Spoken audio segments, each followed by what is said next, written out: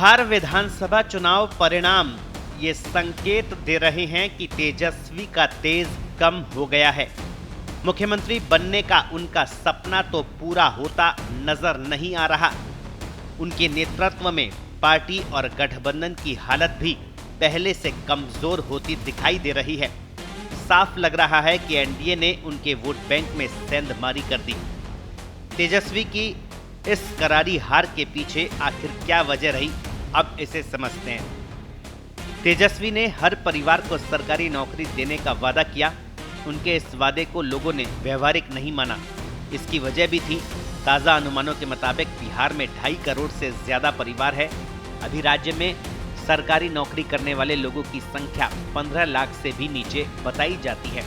ऐसे में 5 साल में करीब 1.5 करोड़ लोगों को सरकारी नौकरी देना किसी भी लिहाज से संभव नहीं है।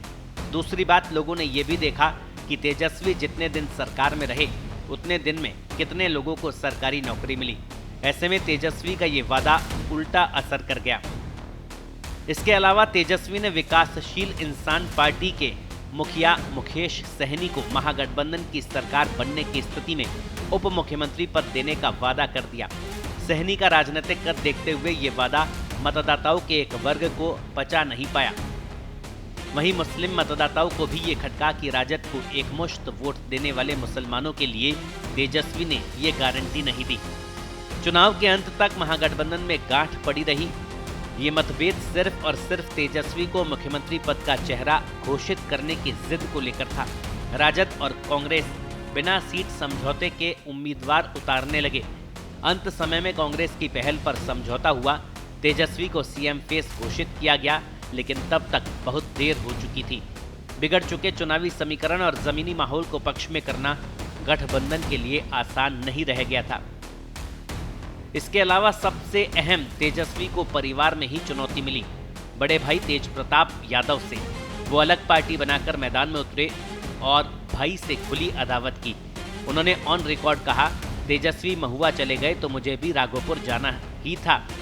अगर वो महुआ नहीं जाते तो मैं भी राघोपुर नहीं जाता। तेज प्रताप का वोट के लिहाज से बहुत ज्यादा असर नहीं माना जाए तो भी पारिवारिक झगड़े और भाइयों में खुली अदावत का गलत संदेश राजद समर्थकों में तो गया ही। तेजस्वी और राजद को पिछले चुनाव के नतीजों का साया भी भारी पड़ा। 2020 के विधानसभा चुनाव में राजद का प्रदर्शन उसके सत्ता से बाहर होने के बाद के बेहतरीन प्रदर्शन में से एक था। उस प्रदर्शन को आधार मानकर तेजस्वी ने गठबंधन को महत्व नहीं दिया और अकेले दम पर जीतने का भ्रम पाल लिया। चुनाव से एन पहले नीतीश सरकार ने जनता को खूब रेवड़ियां बांटी और घोषणा पत्र में भी एनडीए की पार्टियों ने ऐसे ही वादे किए। तेजस्वी ने भी इसकी नकल कर ली। यहाँ तक कि प्रचार के आखिरी दिन तेजस्वी ने महिलाओं के खाते में 30-30 हजार रुपए डालने का वादा कर डाला। स्वाभाविक है, जनता ने उस पर भरोसा किया जिससे उसे पहले ही रेवड़ियां मिल चुकी थी। ब्यूरो रिपोर्ट, पत्रिका। देश दुनिया की ताजा खबरें और वीडियोस के लिए अभी डाउनलोड करें पत्रिका ऐप।